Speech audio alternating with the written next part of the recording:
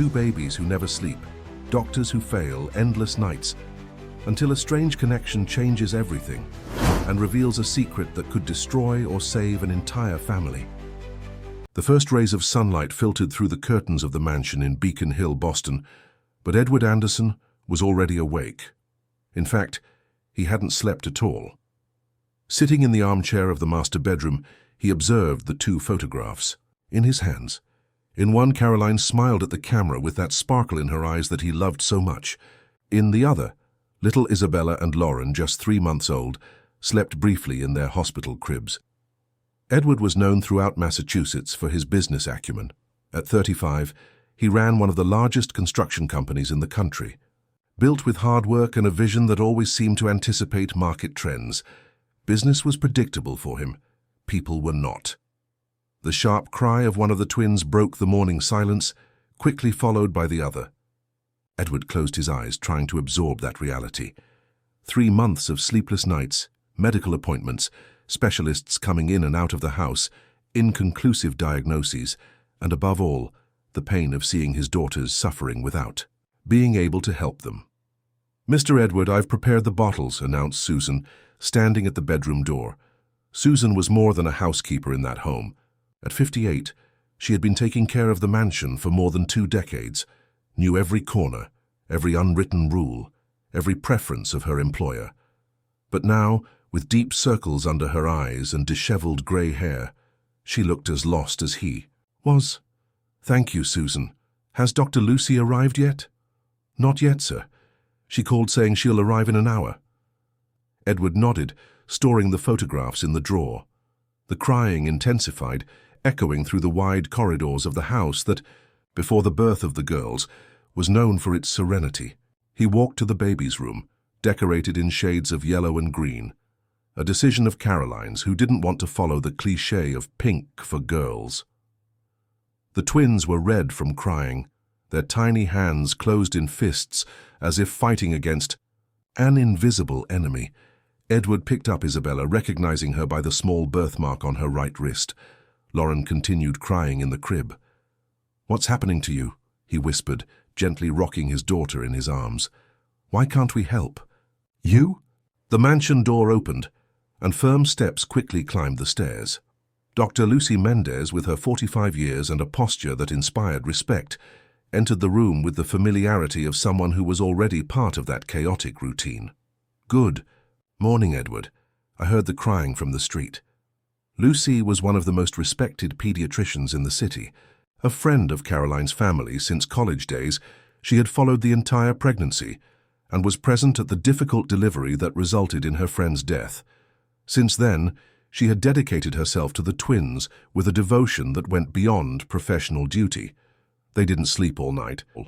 "Again," Edward replied, handing Isabella to the experienced arms of the doctor. Lucy examined the little one with precise gestures, her expression serious, almost maternal. Then she did the same with Lauren. "The symptoms remain the same, I believe. They are neurological sequelae from the premature birth," she explained, removing 2 medicine bottles from her bag. "Let's try this new natural sedative. It's more concentrated than the previous one." Edward watched as Lucy prepared the medication and applied a few drops to the bottle. He trusted her blindly. He had to trust. She was his safe harbor in that ocean of uncertainty. "Edward, you need to rest. You won't be able to take care of them if you get sick. I can't sleep with them like this." "I understand. But I have a suggestion. I hired a nurse to help. She arrives tomorrow." The businessman frowned. "Another professional. We already have an entire team circulating through the house. She's different, specialized in cases like the girls. Trust me." In the kitchen, Susan heard the conversation while preparing coffee. Something in the doctor's voice bothered her, but she couldn't say what. After 2 decades observing people, the housekeeper had developed a 6th sense, and that sense now sent warning signals. Meanwhile, in the small 2-room apartment in South End, Camille Newman was finishing packing her suitcase. At 27, she never would have imagined working in a mansion in Beacon Hill. Coming from Springfield, she had moved to the capital after losing her baby in the 4th month of pregnancy. The pain of that loss was still alive in her chest, like a wound that refused to heal. The employment agency had called the previous afternoon, offering a position for general services in a family home. The salary was good, more than she could get anywhere else with her limited professional experience. But it wasn't for the money that Camille accepted the job. It was for the chance to start over, to find a purpose. "Are you sure you'll be all right, child?" asked Mrs. Zelda, her landlady, an elderly woman who had welcomed Camille like a daughter. "Working with children after everything you've been through." Camille forced a smile. "I'll be fine. I need to move forward." What she didn't say was that, since she lost her baby, she felt an emptiness that nothing filled. Perhaps taking care of the house where 2 children lived, even if just cleaning and organizing, would bring some meaning to her existence. The next morning, Camille arrived at the Anderson mansion. The grandeur of the place intimidated her. High gates, impeccable gardens, an architecture that blended modern with classic. Susan received her at the entrance, her gaze evaluating the young woman from head to toe. "You're the new employee, Camille, right?" "Yes, ma'am." "Call me Susan. Ma'am makes me feel even older," replied the housekeeper, guiding her through the interior of the house. "Mr. Edward is in the office. You'll mainly take care of cleaning the bedrooms and common areas. The baby's room is the responsibility of the medical team and the nannies." Camille nodded, absorbing every detail of the environment. Something in the atmosphere of the house disturbed her. It was as if the walls held a heavy, suffocating secret. And then she heard it. A cry that wasn't just discomfort or hunger. It was a cry of pain, deep, desperate. "It's the twins," explained Susan, noticing Camille's look. "They haven't been well since they were born. The doctors are still trying to understand what's happening." At that moment, coming down the stairs, Camille saw a woman in a white coat, dark hair tied in an impeccable bun. There was something in her gaze that made Camille shudder. "Dr. Lucy, this is Camille, our new employee for general services," Susan introduced. The doctor barely looked at Camille, limiting herself to a brief nod before addressing the housekeeper. "I just gave the medication to the girls. They should sleep now. No one enters the room until my return in the afternoon. It's important that the environment remains calm." With those words, the doctor left, leaving behind an expensive perfume and a feeling of discomfort. Camille felt a shiver run down her spine. For some inexplicable reason, her mind screamed that something wasn't right in that house, and the baby's crying, which now slowly diminished, seemed to confirm that intuition. If this story interested you, don't forget to subscribe to our channel and give a like. Tell us which city you're viewing us from. We continue. Camille's first week at the Anderson mansion was a dive into a chaotic and disconcerting routine.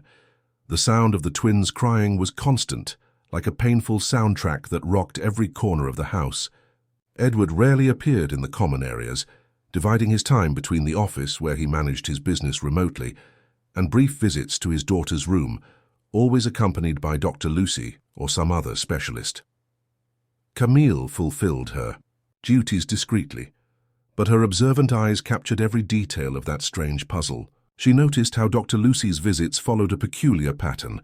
She arrived early, administered the medications, and invariably, about an hour later, the children became even more agitated than before.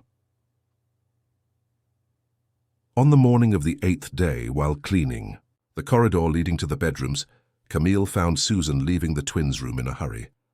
"Something wrong?" asked Camille, noticing the housekeeper's worried expression. Susan hesitated, looking around as if checking if they were alone. "Lauren's temperature is very high. Edward is calling Dr. Lucy, but she's in an emergency at the hospital and can only arrive in 2 hours." The crying coming from the room was different that morning. It wasn't the usual. There was a more acute tone, almost a moan. "Isn't there another doctor who can come?" questioned Camille. "Dr. Lucy doesn't allow other doctors to examine the girls without her supervision.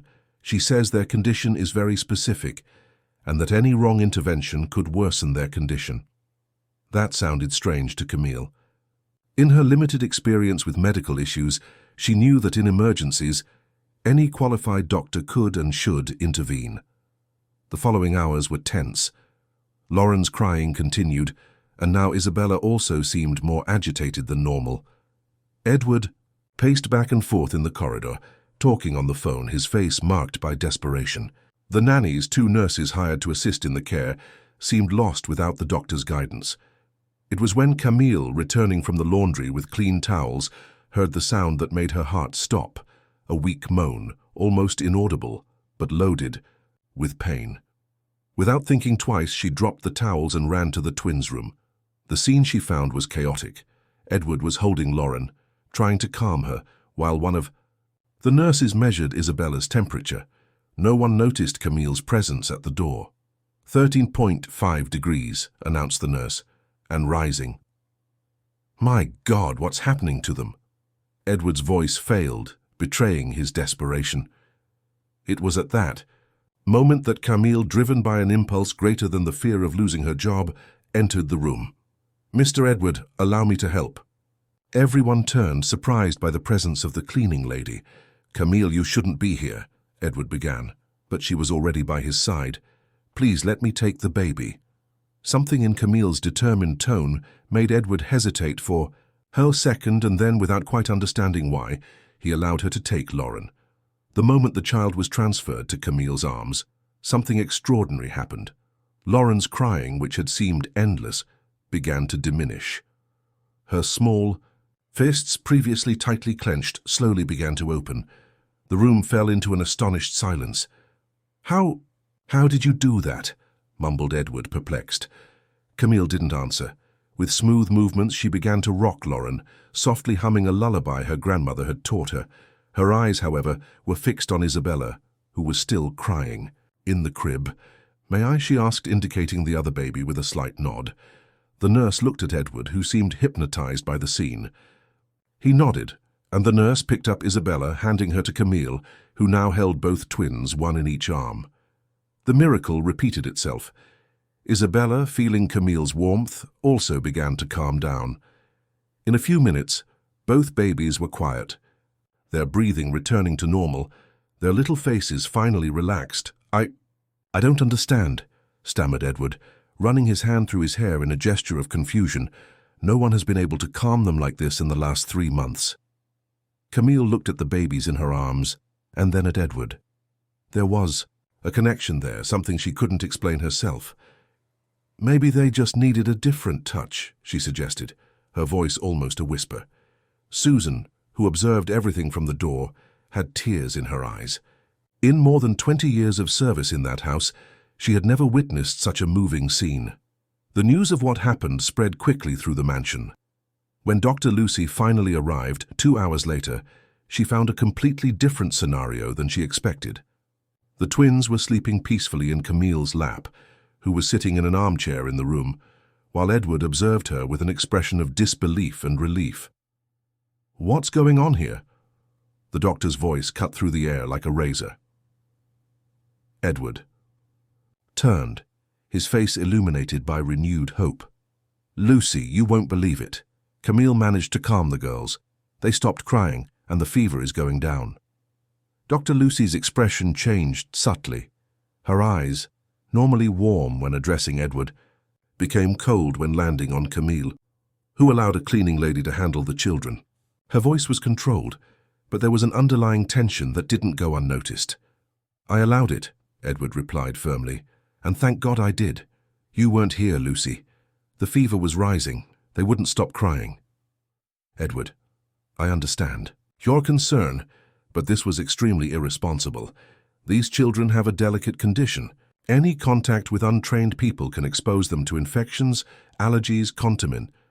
"Doctor, with all due respect," interrupted Susan, surprising everyone, including herself.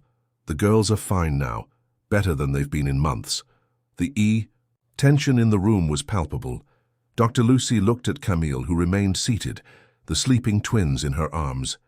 There was something in the doctor's gaze that made Camille feel a chill. "I need to examine the children now.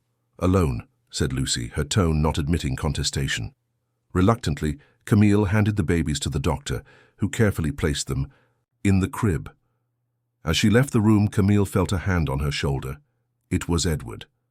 "I don't know how to thank you for what you did today." Camille smiled timidly. "No need to thank me, sir. I just did what my heart told me to.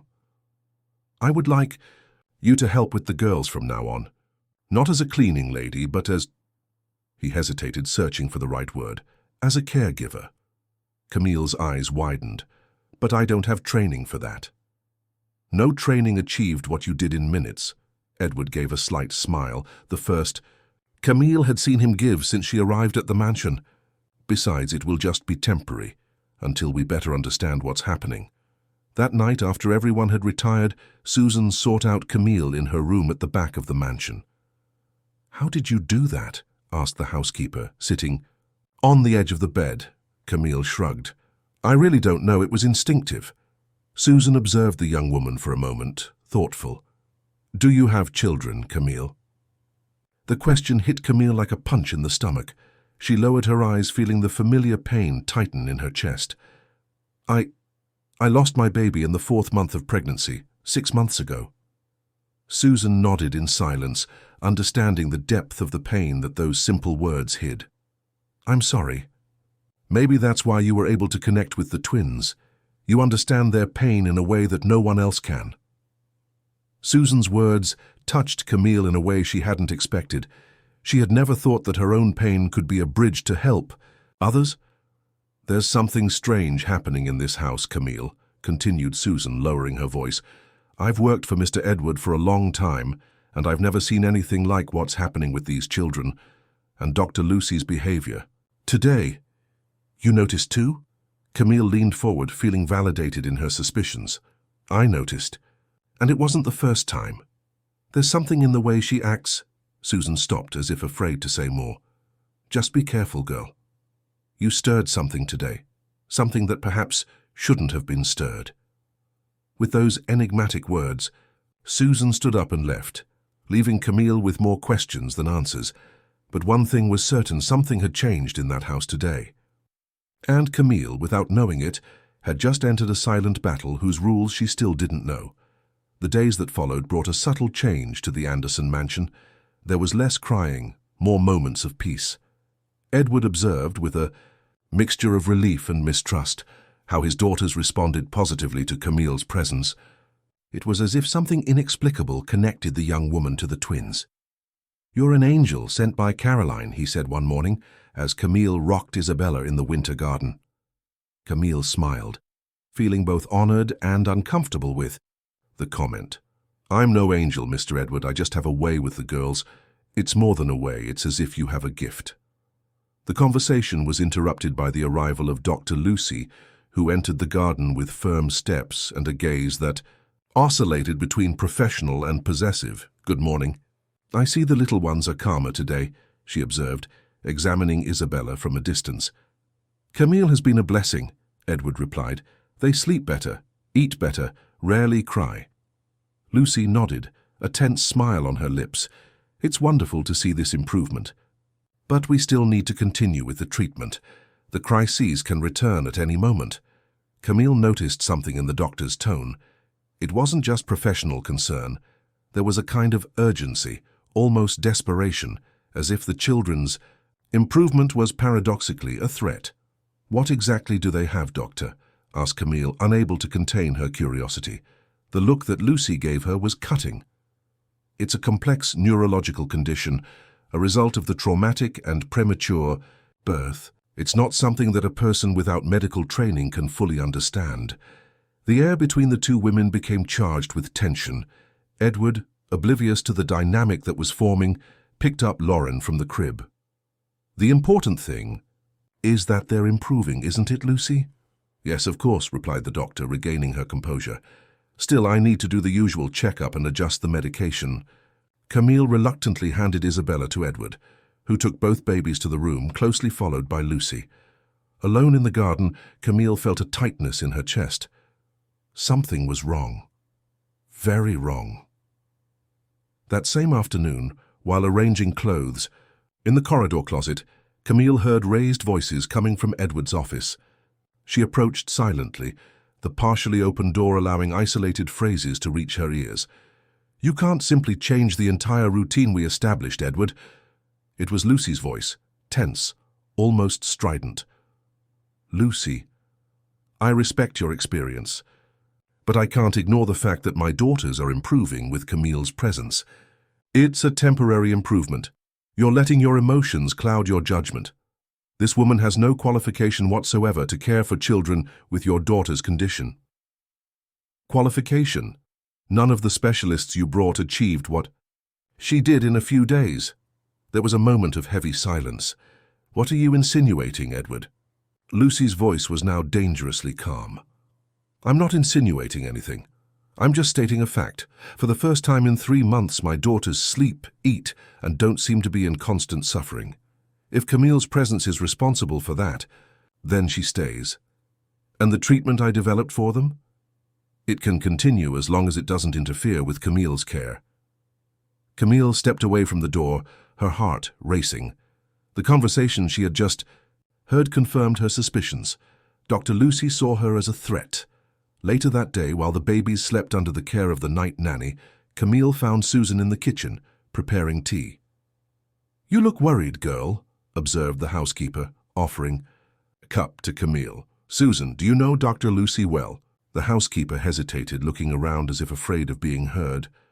"What exactly do you want to know? She seems possessive regarding the girls, and Mr. Edward too." Susan sighed, sitting at the table. Lucy was very close friends with Mrs. Caroline. They grew up together, went to the same college. When Caroline and Edward got married, Lucy suffered a lot. Some say she was always in love with him. Camille's eyes widened. "And does Mr. Edward know this?" "I doubt it. Edward has always been a man dedicated to his wife and later to his daughters. He sees Lucy only as Caroline's best friend, a competent professional who is helping his family in a difficult time." The conversation was interrupted by a noise coming from upstairs, the cry of one of the twins, followed by the other. Camille and Susan exchanged worried glances and quickly went up. In the room they found the nanny trying to calm Lauren, while Isabella cried desperately in the crib. "What happened?" asked Camille, picking up Isabella. "I don't know," replied the nanny, visibly nervous. "They were sleeping peacefully and suddenly they started crying. I think they had a nightmare." Camille noticed something different in the girls crying. It wasn't fear or discomfort, it was pain. And there was something else, a light odor, almost imperceptible, but present, medicinal. "When was the last time Dr. Lucy was here?" "She passed by late afternoon to give the usual medication," replied the nanny. Camille and Susan exchanged significant looks. Something was happening, a pattern was forming. In the following days, Camille began to pay more attention to the details. With Susan's discreet help, she began to record in a small notebook the times of Dr. Lucy's visits, the medications administered, and the twins' behavior after each visit. An alarming pattern began to emerge. The crises intensified always about an hour after Lucy administered the natural sedatives. One afternoon, while Edward was in a business meeting outside the city, Camille took advantage of Dr. Lucy's absence to investigate the baby's room more thoroughly. It was when she found, hidden behind the medicine cabinet, an unlabeled bottle. "What is this?" she murmured to herself, examining the transparent liquid inside the bottle. "It's what I'd like to know too." Camille turned, startled. Susan was standing at the door, her gaze fixed on the bottle. "I found it hidden behind the cabinet," explained Camille. "It has no label, nothing." Susan approached, taking the bottle carefully. "This wasn't in the inventory of medications that Dr. Lucy provided us." "Do you think—" Camille hesitated, fearful of completing the thought. "I don't know what to think, girl, but I'll tell you one thing. In more than 20 years working for wealthy families, I've learned that secrets always find a way to come to light." That night, while the twins slept peacefully under her care, Camille made a decision. The next day, she would take advantage of Lucy's absence to take a sample of the mysterious medication to a pharmacy for analysis. The plan, however, was frustrated by the doctor's unexpected arrival early in the morning. Lucy seemed agitated, almost feverish. "Where are the girls?" she asked without bothering to greet Camille. "In the garden with the nanny," replied Camille, involuntarily tensing. Lucy quickly went up the stairs toward the twins' room. Camille followed at a distance, worried. In the room, the doctor went directly to the medicine cabinet, frantically searching through it. "Looking for something specific, doctor?" asked Camille from the door, trying to keep her voice calm. Lucy turned, startled. "The girls' medication? Just checking if they're all here." Her eyes scanned the room, stopping for a moment at the location where Camille had found the mysterious bottle. An expression of relief crossed her face when she saw that the bottle was still there, partially hidden. "Is everything in order?" insisted Camille. "Yes, everything's perfect," replied Lucy, regaining her composure. "I'll go down to see the girls now." Camille waited for the doctor to leave, and then quickly took the bottle from the hiding place, putting it in her apron pocket. Her heart was racing. Whatever that liquid was, Lucy didn't want anyone to know of its existence. Later that same day, while the twins were taking a nap and Lucy had left for an emergency at the hospital, Camille took the opportunity to show the bottle to Susan. "We need to find out what this is," she said, placing the bottle on the kitchen table. "I know someone who can help us," replied Susan. "My nephew works in a laboratory. He can discreetly analyze it." But before they could elaborate a plan, they heard the sound of hurried steps. Edward was entering the kitchen, face pale, holding the phone. "Camille, Susan, prepare the girls. Bags, we need to take them to the hospital immediately." "What happened?" asked Camille, quickly hiding the bottle in her pocket. "Dr. Matthews, that specialist from New York we consulted last month, just called me. He reviewed the girls' exams and found something alarming. They need new exams urgently." "Did you notify Dr. Lucy?" asked Susan, already moving to arrange things. Edward's expression hardened. "No, and I won't notify her. Dr. Matthews was explicit. We shouldn't trust anyone until we understand exactly what's happening with my daughters." Camille and Susan exchanged glances. The shadow that hung over the Anderson mansion was finally beginning to take shape, and it was more sinister than any of them could imagine. St. Clair Hospital, located in downtown Boston, was known for its excellence and discretion. It was there that Edward took the twins that afternoon, accompanied by Camille and Susan. The car journey was tense, with the babies strangely quiet, as if they sensed the gravity of the moment. "I called Dr. Robert Martin," explained Edward, as he drove. "He's a specialist in pediatric neurology and was recommended by Dr. Matthews. He promised to personally attend to the girls as soon as we arrive." Camille, seated in the back seat between the two car seats, observed the twins with apprehension. Her instinct told her that something very serious was about to be revealed. Upon arriving at the hospital, they were received by a middle-aged man, grey hair and gentle eyes behind thin-framed glasses. Dr. Robert Martin emanated a calmness that contrasted with the general agitation. "Mr. Anderson, I'm Dr. Robert. We'll take your daughters to a reserved room. I've prepared a trusted team to perform all the necessary exams." Edward nodded, grateful for the efficiency. The twins were taken to a restricted wing of the hospital, with Edward, Camille, and Susan following closely. "Who is the mother?" asked the doctor, looking from Camille to Susan. "Neither of them," replied Edward, a shadow of pain crossing his face. "The girl's mother didn't survive the birth." Dr. Robert expressed his condolences with a brief nod. "And who has been caring for the children since then?"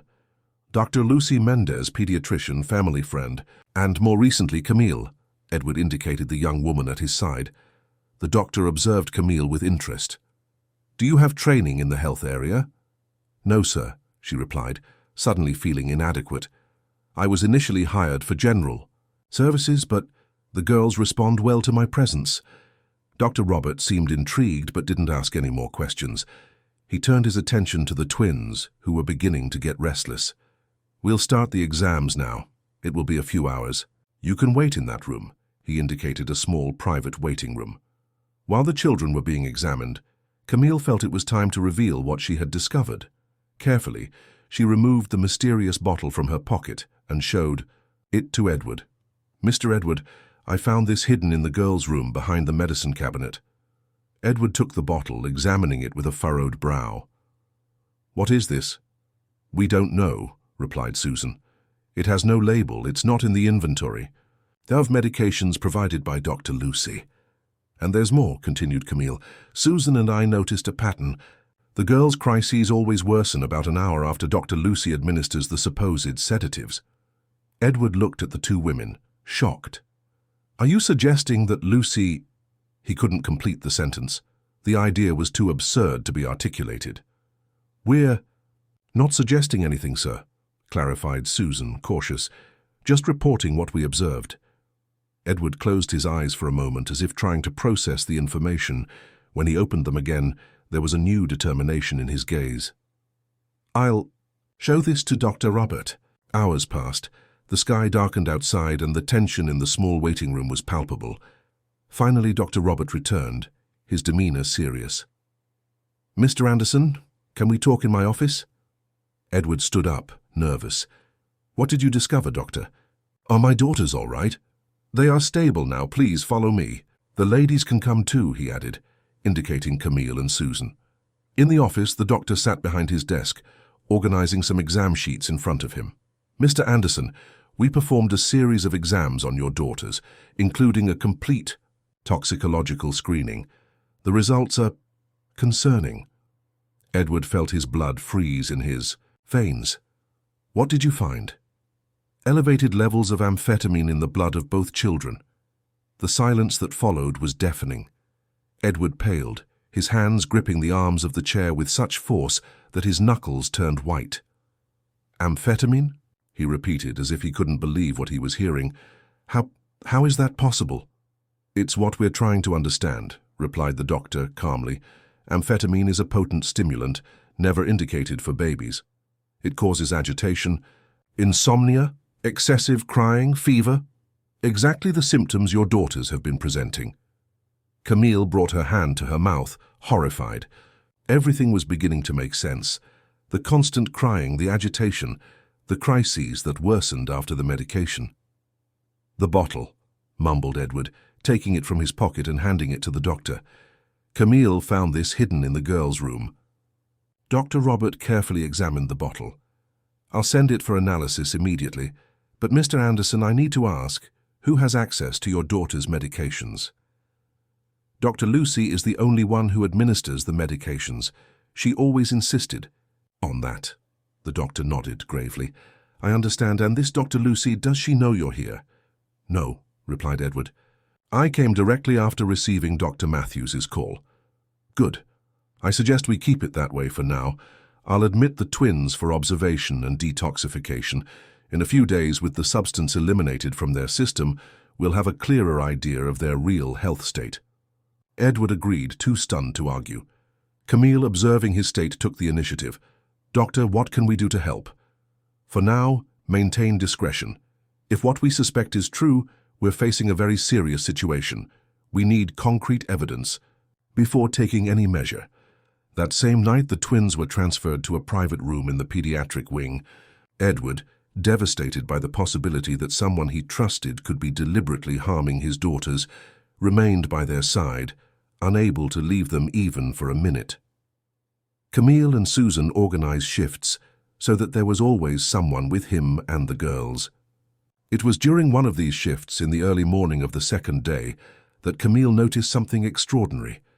Isabella and Lauren were sleeping deeply, without startles, without crying, for the first time since she had known them. "They've never slept like this," she commented to the nurse who was checking the vital signs. "It's normal," explained the professional. "The substance is being eliminated from the body. When children are free from stimulants, the body naturally seeks the rest that was denied." On the morning of the third day, Dr. Robert entered the room with news. His face showed a mixture of relief and concern. "The results of the new exams have arrived, Mr. Anderson. The girls are responding well to the treatment. The amphetamine levels are dropping significantly." "And the bottle we sent for analysis?" asked Edward. "Positive for amphetamine in high concentration. There's no doubt someone was deliberately administering a dangerous stimulant to your daughters." Edward covered his face with his hands, a sob escaping his throat. "Why? Why would someone do this to innocent children? The doctor sat next to him, placing a hand on his shoulder. Unfortunately, there are documented cases of what we call Munchausen syndrome by proxy. It's a disorder where a caregiver, usually with medical knowledge, deliberately causes symptoms in another person, normally someone vulnerable like a child, to obtain attention, sympathy, power, or control. The doctor's words fell like stones in the silence of the room. Camille, who was listening attentively, felt a shiver run down her spine. The pieces of the puzzle fit together. Lucy's insistence on being the only one to medicate the children, her reaction when the twins improved with Camille, the way she seemed almost satisfied when the crises worsened and Edward became more dependent on her. "What do we do now?" asked Edward, his voice betraying exhaustion and desperation. "I have the duty to report the case to the competent authorities," replied the doctor. "But first, we need to ensure the safety of your daughters. I suggest they remain hospitalized until we are certain that all the stimulant has been eliminated from their system." "And what about Dr. Lucy?" asked Susan, verbalizing what everyone was thinking. "For now, maintain discretion. Let her believe that the girls are at home, under her usual care." The medical team developed a plan to protect the twins. Edward, with the help of his lawyer, began to gather evidence: the analyzed bottle, the meticulous records that Susan had kept, the results of the toxicological exams. On the 5th day of hospitalization, while Camille was alone with the twins in the hospital room, her cell phone rang. It was Susan. "Camille, we have a problem." The housekeeper's voice was tense. "Dr. Lucy was here looking for you all. She said she needed to examine the girls urgently." "What did you tell her?" "That Edward took the girls to the beach house." "In Cape Cod? She seemed to believe it, but something in her eyes scared me. I think she suspects." Camille felt a knot in her stomach. "Notify Mr. Edward. I'll keep an eye on the girls." Hanging up the phone, Camille looked at the twins, now awake, babbling peacefully in their cribs. They seemed completely different children, serene, cheerful, interacting with each other with smiles and gurgles. The transformation was almost miraculous. "No one will hurt you again," promised Camille in a low voice, caressing Lauren's fine hair. "I won't allow it." That afternoon, when Edward returned to the hospital after a meeting with his lawyer, he found Camille humming a lullaby to the twins. The businessman stopped at the door, observing the scene with an emotion he couldn't name. There was a connection there, a peace, something he never imagined seeing after losing Caroline. "They love your voice," he commented, entering the room. Camille smiled, continuing to gently rock Isabella. "I think they just wanted to feel safe." Edward sat in the chair beside her, fatigue evident on his face. "I talked to my lawyer. We're preparing everything to formalize a complaint against Lucy, but..." "But?" encouraged Camille, noting his hesitation. "But it's still hard to believe. Lucy was Caroline's best friend. She was there when the girls were born, when..." His voice failed for a moment. "When Caroline passed. How could she do this to her friend's daughters?" Camille remained silent, understanding the pain of betrayal that Edward felt. How to explain that sometimes the closest people were capable of the greatest cruelties? "The important thing now is that the girls are safe," she finally said, "and they're improving every day." Edward nodded, his eyes fixed on his daughters, who, for the first time, seemed truly at peace. "Thanks to you, Camille. If it weren't for you..." He couldn't finish the sentence, but it wasn't necessary. Both knew that without Camille's intervention, the twins could have suffered irreparable damage. The moment was interrupted by the sound of Edward's cell phone.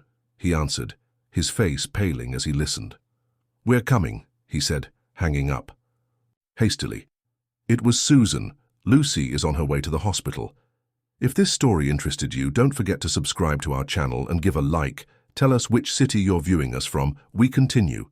"How did she find out?" asked Camille, feeling panic grow inside her. "I don't know," replied Edward, already picking up the phone to call hospital security. "Susan said that Lucy returned to the mansion, more agitated. When Susan insisted we were in Cape Cod, Lucy mentioned that she had just verified and the beach house was closed. Then she simply said, I know where they are, and left hurriedly. In a matter of minutes, the twins' room was being monitored by security guards. Dr. Robert, alerted about the situation, gave express orders that no one, besides the authorized team, should have access to the children. We'll transfer them to another wing more secure, suggested the doctor, quickly organizing the nursing team. While the twins were being prepared for the transfer, Edward, Camille, and Dr. Robert discussed the next step in the corridor. The police have been notified, informed the doctor. Considering the evidence and the gravity of the situation, they're sending a team. Edward seemed devastated, the reality of the situation finally hitting him with full force. How didn't I notice? I trusted her with what I held most precious. Don't blame yourself, said Camille, lightly touching his arm. People like her are experts in manipulation. She was a doctor, family friend. There was no reason to suspect. The elevator at the end of the corridor opened, and Lucy Mendez emerged, her eyes scanning the environment until finding the group. For a brief moment she seemed frozen, as if she didn't expect to find them there, so prepared. Then, quickly recomposing herself, she advanced with firm steps. "Edward, thank God I found you all," she exclaimed, the concern in her voice sounding almost genuine. "I was desperate when I learned the girls were hospitalized. Why didn't you tell me?" Edward hardened his expression, a coldness that Camille had never seen taking over his eyes. "I think you know very well why, Lucy." The doctor stopped a few steps away, looking from Edward to Dr. Robert and finally to Camille, her eyes narrowing when noticing the young woman. "What are you talking about?" "I'm your daughter's doctor. I've been taking care of them from the beginning." "Care isn't exactly the word I would use," replied Edward, his voice now loaded with contained anger. "Poisoning would be more accurate." The color abandoned Lucy's face. She took a step back, as if she had been physically hit. "This is absurd. Who put this idea in your head?" Her eyes turned accusingly to Camille. "It was her, wasn't it? A domestic employee without any qualification?" "It was the toxicological exams," intervened Dr. Robert, his voice professional and firm. "The twins had alarming levels of amphetamine in their blood, a substance that should never be administered to children." "That's impossible." Lucy tried to maintain composure, but her voice was beginning to fail. "There must be some error in the exams. We found the bottle, Lucy," interrupted Edward, taking from his pocket a plastic bag containing the unlabeled bottle. "Hidden in the girls' room, it was analyzed, amphetamine in high concentration." Lucy's face went from paleness to intense red in seconds. Her eyes, previously pleading, hardened. "You don't understand, Edward. No one understands. I did what needed to be done." The confession, so direct and unexpected, left everyone momentarily speechless. "Why?" was all Edward could ask, his voice almost a whisper. Lucy laughed, a strange sound, without humor. "Why?" "Because I needed you. Needed you to depend on me." She took a step forward, her eyes now fixed on Edward with a disturbing intensity. "I was always there, Edward. Always. While you only had eyes for Caroline. Caroline, who had everything, the beauty, the perfect family, you, and then your daughters. What did I have? A career, applause, professional recognition, but no one to come home to." Camille felt a shiver run down her spine. The obsession in Lucy's eyes was frightening. "You poisoned my daughters out of jealousy?" Edward's voice trembled between disbelief and fury. "No, it wasn't like that," protested Lucy, her face contorting into an expression of supplication. "I just wanted to help. At first it was just to calm them. They cried so much and you were so desperate. I thought if I could make them better you would see how important I am, how much you need me." "But they didn't get better," intervened Camille, unable to contain herself in the face of the distortion of reality. "They got worse. Each day, with each dose." Lucy turned to Camille, the hatred evident in her gaze. "You don't understand anything. Everything was going according to plan until you appeared. A nobody, without education, without experience. Just had to touch the girls and they calmed down. How is that possible? What do you have that I don't have?" "Maybe it's precisely what she doesn't have, Lucy," replied Edward, his voice now more controlled. "She doesn't have a sick obsession with me. She's not willing to hurt innocent children to get attention." At that moment, the elevator opened again, and 2 police officers exited, accompanied by the hospital's head of security. Upon seeing the officers, Lucy finally seemed to comprehend the gravity of her situation. Her entire body began to tremble. "Edward, please," she begged, trying to approach, but the security guards prevented her. "I did this for us, so we could be a family." "Dr. Lucy Mendez," began one of the police officers, "you're being detained for investigation on suspicion of aggression against minors and administration of harmful substances." While the officers read her rights, Lucy kept her eyes fixed on Edward, as if she still expected him to save her. But the businessman had turned away, unable to continue looking at the woman who had betrayed his trust in the most cruel way possible. When the officers finally took her away, a heavy silence fell over the corridor. Dr. Robert was the first to break it. "The girls are safe now. The head nurse informed me they've already been transferred to the new room. If you want to see them..." Edward nodded mechanically, still processing everything that had just happened. Camille, noticing his state, lightly touched his arm. "Let's see the girls. They need you now." In the new room, more spacious and even more protected, Isabella and Lauren slept peacefully, oblivious to the drama that had unfolded moments before. Edward approached silently, touching the little face of each one with infinite delicacy. "I failed them," he murmured, more to himself than to Camille. "No, you didn't fail," she replied firmly. "You saved them. You discovered the truth in time." "Thanks. To you." Edward turned to Camille, his teary eyes meeting hers. There was a new feeling there, a connection that went beyond gratitude. "I don't know how to thank you for everything you've done." "No need to thank me. Anyone would have done the same." "No, Camille, not anyone. You saw what no one else could see. You cared when it was easier to simply follow orders. You risked your job, your reputation." Camille lowered her eyes, uncomfortable with the praise. "I just connected with them. Maybe because..." She hesitated, the old pain tightening her chest. "Maybe because I understand the pain of a loss." Edward looked at her with curiosity. "Loss?" "I lost my baby in the 4th month of pregnancy," revealed Camille, the words coming out with difficulty. "6 months ago. That's why I came to Boston, to start over." Edward was silent for a moment, absorbing the revelation. Then, in a gesture that surprised them both, he took Camille's hand between his. "I'm sorry, Camille. Truly."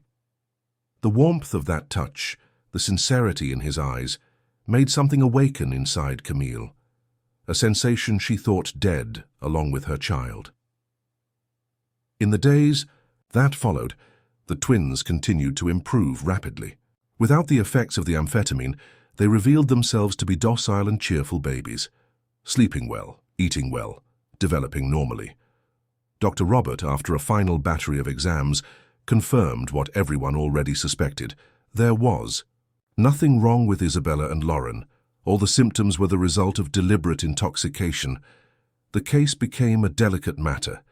Edward, using his influence, managed to keep most of the details away from the press. The important thing was to protect the girls and ensure they could grow up without the shadow of that trauma. Lucy awaited trial, kept in custody. The evidence against her was irrefutable. Besides the amphetamine bottle found in the room, the toxicological exams, the mansion's security cameras showed her manipulating something in the bottles when she thought no one was watching. During one of the preliminary hearings, which Edward attended accompanied by his lawyer, Lucy finally revealed the extent of her obsession. She confessed that she had already harbored feelings for Edward long before he married Caroline. When her friend died in childbirth, Lucy saw her opportunity there. By keeping the twins perpetually sick, she would ensure her constant presence in Edward's life, becoming indispensable until he finally saw her not just as his daughter's doctor, but as a possible mother for them, a wife for him. It was a distorted plan, born from a mind that had crossed the fine line between love and obsession. Meanwhile, at the Anderson mansion, a new routine was established. The twins, now 4 months old, flourished under Camille's attentive care, whom Edward had officially promoted to full-time nanny. Susan continued to administer the house efficiently, but now there was a lighter, more luminous air in all the rooms. On a particularly sunny afternoon, Edward found Camille in the garden, the twins playing on a colourful carpet in the shade of a leafy tree. "They seem happy," he commented, sitting next to Camille. "They are happy," she replied, smiling as she watched Lauren try to reach a colourful toy. "Children have an incredible capacity to recover." Edward observed Camille for a moment, noticing how the sun highlighted the red tones in her brown hair, how her eyes shone when she looked at the girls. "You too, Camille. You also have that capacity." She looked at him, surprised. "What?" "To recover, to move forward despite the pain." He hesitated for a moment, as if carefully choosing his next words. "I admire that in you, that strength." Camille felt her face, warm, averting her gaze to the twins. "Thank you, but sometimes it still hurts." "I know." Edward took her hand, a gesture that was becoming increasingly natural between them. "For me, too. Every day when I look at the girls, I see Caroline in them. And it hurts, but it also brings comfort, knowing that a part of her lives through them." Camille nodded, understanding exactly what he meant. Sometimes the pain of loss was also a way to keep alive the memory of those who had gone. "You know what Susan told me the other day?" commented Camille, slightly changing the subject. "That this house has never been so alive as now." Edward smiled, looking around the garden, where colourful flowers bloomed, butterflies danced in the air, and the sound of the twins' laughter filled the environment. "She's right, thanks to you." "No, thanks to them," corrected Camille, indicating the twins with a nod. "They are the life of this house, they always were, they just needed the chance to show it." Edward gently squeezed Camille's hand, his eyes meeting hers with an intensity that made her heart race. "I've been thinking," he began, hesitant. "What happens now? With you? With your work here?" Camille felt a tightness in her chest. She had been wondering that too. The twins were fine, they no longer needed special care.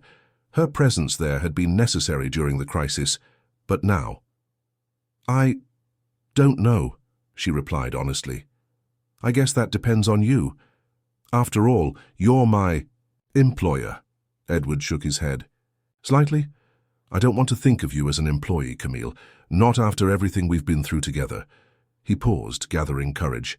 "The girls need you, and I need you too."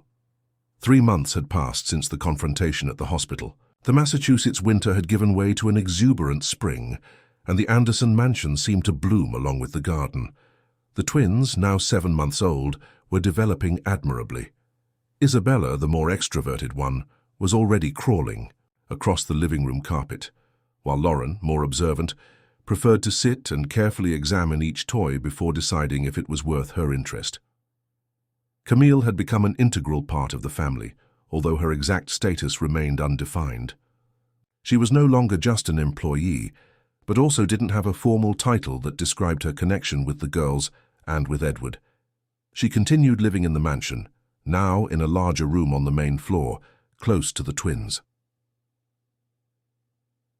That Saturday morning, Camille was preparing breakfast in the kitchen, the twins accommodated in their high chairs when Edward entered holding some papers.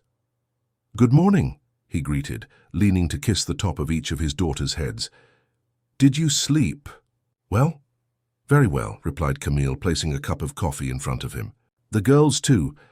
Lauren woke up once during the night but went back to sleep quickly." Edward smiled, observing his daughters with evident pride. It was hard to believe that those smiling and healthy babies were the same ones who, months ago, spent days and nights in agony. "I have news," he said, indicating the papers he had brought. "I received this from the lawyer last night." Camille sat at the table, curious. "About the case?" Edward nodded. The case, as they discreetly called it, referred to everything related to Lucy Mendez and her betrayal. She accepted a plea deal. She'll plead guilty to all charges in exchange for a reduced sentence and psychiatric treatment. Camille let out a sigh. Part of her wanted Lucy to pay for the suffering she had caused the twins, but another part understood that the woman was mentally disturbed. "How do you feel about this?" she asked, noticing Edward's contemplative expression. He reflected for a moment, running his fingers along the edge of the cup. Relieved, mainly. The girls won't need to go through a long process. There won't be extensive media coverage. We won't have to relive everything in detail before a court. "And what about you?" insisted Camille. "Personally, how do you feel?" Edward met her gaze, and Camille saw there a mixture of emotions. Pain, tiredness, but also a new serenity. Betrayed, obviously, but also free. As if a huge weight had been lifted from my shoulders. For the first time since Caroline passed, I feel I can really look to the future. Something in the tone with which he said the last phrase made Camille's heart race. In the last few months, her relationship with Edward had subtly transformed. The casual touches, the prolonged glances, the nighttime conversations after the girls slept. There was a growing intimacy between them that went beyond the partnership in caring for the twins. "And what do you see when you look to the future?" she asked, her voice softer. Edward extended his hand over the table, holding hers. "I see you," he replied simply. "You and the girls." Before Camille could process the meaning of those words, Isabella let out a happy squeal, clapping her little hands on the high chair tray. Edward laughed, breaking the moment of tension. "I think someone agrees with me." Camille smiled, but her mind was full of questions. What exactly did Edward mean? What was her place in this future he imagined? Later that same day, while the twins were taking their afternoon nap, Camille found Susan in the garden tending to her roses. The housekeeper, who had recently turned 59, seemed younger and more vibrant since the girls had improved. "They grow so fast," commented Susan, noticing Camille's approach. "It seems like yesterday they were just two little red packages crying non-stop." Camille smiled, sitting on the stone bench near the rosebed. "It's true. Soon they'll be walking, talking. And you, girl, how are you?" There was something in Susan's tone that indicated the question went beyond a simple courtesy. "I'm fine. Happy to see the girls so healthy." Susan raised an eyebrow, putting her gardening tools aside. "Just that? Nothing else you want to tell me?" Camille felt her face warm. Susan had always been too observant. "I don't know what you're talking about." "Of course you do." The housekeeper sat next to her on the bench. "I've seen how Mr. Edward looks at you, and how you look at him." Camille lowered her eyes, unable to deny. "It's complicated, Susan. Life always is, my child, especially when it involves the heart." "He still loves Caroline," said Camille, verbalizing one of the many thoughts that tormented her. "Her photographs are still everywhere. He still talks about her with the girls every night." "And so it should be," replied Susan gently. "Caroline will always be part of his life, part of the girls. That doesn't mean there isn't room for someone else." Camille bit her lip, insecure. "And there's the fact that I was hired to work here. What will people think?" Susan laughed, a genuinely amused sound. "Since when do you care what others think? The same Camille who confronted a respected doctor, who risked everything to protect two children she barely knew. That Camille is worried. About appearances?" Put that way, Camille's argument seemed fragile even to herself. "I'm afraid, Susan," she finally admitted. "Afraid of giving myself again, of building dreams, and then losing them, like you lost your baby," completed Susan, understanding. "Fear is natural, child. It's part of being alive. But letting it prevent you from living, and that's a choice." Susan's words remained with Camille for the rest of the day. When night came and the twins finally fell asleep, she found Edward on the veranda, looking at the city lights that extended below the hill where the mansion was situated. "They're sleeping," she informed, joining him at the parapet. "Thank you." Edward smiled, offering her a glass of wine. "I thought we deserved to celebrate." "Celebrate what?" "The end of a difficult chapter, the beginning of something new." Camille accepted the glass, her fingers lightly brushing his during the transfer. Even that brief contact was enough to send shivers down her spine. "About what you said this morning," she began, gathering courage, "about seeing me and the girls in your future." Edward turned completely to her, his eyes reflecting the soft light of the illuminated gardens. "I meant exactly what I said, Camille. In these last few months, you've become indispensable, not just for the girls, but for me. Camille felt her heart race, but something still prevented her from fully accepting what she was hearing. Edward, I don't want to be a substitute. For Caroline or for what you lost. His expression softened, understanding. You would never be a substitute, Camille. Caroline was my first love, the mother of my daughters. She will always have a special place in my heart. He paused, carefully choosing his next words. But what I feel for you is different. It's something new, something that grew amid one of the worst crises of my life. You showed me a strength I didn't know existed, a compassion that goes beyond duty. He put his glass aside and took Camille's hands between his. I'm not asking you to replace anyone. I'm asking you to help me build something new, something ours. Camille's eyes filled with tears. It was exactly what she needed to hear, the recognition that she wasn't there to fill a void, but to create something entirely different. I'm so afraid, she admitted, her voice almost a whisper. After I lost my baby, I swore I would never allow myself to dream again, that I would never risk loving so deeply again. I understand the fear, Camille. Edward caressed her face with tenderness. When Caroline passed, I thought my capacity to love had gone with her. I thought I would spend the rest of my life just existing, not living. And then you entered our house, our life, and slowly, without me noticing, something began to change. He looked at the starry sky for a moment, as if seeking inspiration in the constellations. I can't promise there won't be pain. Life is too unpredictable for such guarantees, but I can promise that, as long as it depends on me, each day will be fully lived, with honesty and respect. Camille felt something untie inside her, a knot she had carried for so long that she already considered it part of herself.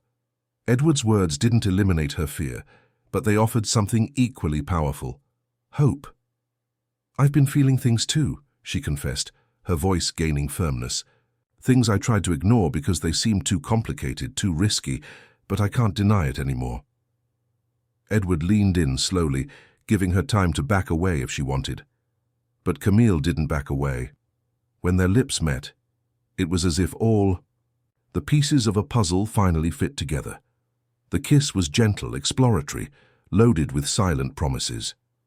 When they separated, both were smiling. The tension of the last few months dissipated like fog under the morning sun. "And now?" asked Camille, her fingers intertwined with his. "Now we live one day at a time," replied Edward. "We build our story together, at our own pace." That night, while the Anderson mansion finally rested in peace, Camille reflected on the path that had brought her there. The pain of losing her baby, the move to Boston, the job at the mansion that seemed just a way to survive, but that had become much more. There was a purpose in all that, a chain of events that, despite the suffering, had led her exactly where she needed to be. A month later, on a sunny Sunday afternoon, the Anderson mansion was decorated for a small celebration. It was the twins' 8-month birthday, and Edward had insisted on celebrating the date with a lunch for a few close friends. Camille, wearing a simple but elegant dress, was helping Susan organize the last details when the doorbell rang. It was Mrs. Zelda, her former landlady, whom Camille had specially invited for the occasion. "My girl," exclaimed the elderly lady, hugging her tightly. "Look at you. You look like a different person." Camille smiled, leading the guest to the garden where the party would take place. "I miss our conversations, Mrs. Zelda." "I do too, dear, but seeing you like this, radiant, compensates for any longing." When all the guests arrived, just a small group composed of Edward's close relatives, some friends, and trusted employees, Edward asked for everyone's attention. "I want to thank each one of you for your presence at this special celebration. 8 months ago, my life changed forever with the arrival of Isabella and Lauren." He looked affectionately at the twins who were in Susan's lap, dressed in matching outfits in shades of green. "They were difficult months, as many of you know. There were moments when I thought I couldn't go on." His voice failed slightly, and Camille, standing by his side, discreetly squeezed his hand in support. "But today we are here, celebrating not just my daughter's birthday, but also a new beginning for our family. Edward turned to Camille, taking both her hands in his. A family that gained a new member, someone who entered our lives in the most unexpected way and became essential. Camille's eyes widened, surprised by the public declaration. She and Edward had kept their relationship discreet until then, although Susan and some other close employees already suspected. "Camille," continued Edward, his voice now firm and clear, "you saved my daughters. You saved me. And if you allow, I would like you to officially be part of our family." It wasn't exactly a marriage proposal, but it was a clear declaration of intentions. A commitment made before all who mattered. Camille, feeling tears burn her eyes, just nodded, unable to form words. Edward pulled her into a hug, and the guests applauded, some with tears in their eyes, moved by the story that everyone knew, at least in part. Later, when most of the guests had already left and the twins were sleeping peacefully, Edward found Camille in the garden, looking at the sunset that tinted the Boston sky with shades of orange and pink. "Having regrets?" he asked, embracing her from behind. She snuggled against his chest, feeling the warmth of his body, the solidity of his presence. "Not for a second." "I think we've gone too far to turn back now," he joked, kissing the top of her head. "I think we haven't gone far enough," she replied, turning in his arms to face him. "We have a long road ahead." Edward smiled, the kind of smile that lit up his eyes and made Camille's heart do somersaults. "A road we'll travel together, one day at a time." When night finally fell over the Anderson mansion, there was a peace that transcended the silence. It was the peace of those who survived the storm and found at last a safe harbor. The peace of those who, after so much suffering, dared to believe again in the possibility of happiness. The twins slept peacefully in their cribs, their breathing soft and regular, their little faces serene. Next to them, Camille and Edward, observed in silence, their hands united, their hearts beating in a new rhythm. The rhythm of hope, of new beginnings, of a family that rebuilt itself from the ashes of pain. And as the moon rose in the starry sky of Massachusetts, a certainty hung in the air. Love in all its forms was the most powerful force in the universe, capable of healing wounds, of illuminating shadows, of transforming houses into homes and strangers into family. Capable, above all, of giving meaning to the journey, however difficult it might be. Because in the end, it wasn't about where one arrived, but about who walked alongside. And that night, under the same roof, 4 hearts beat in sync, united by bonds that transcended blood, time, and pain.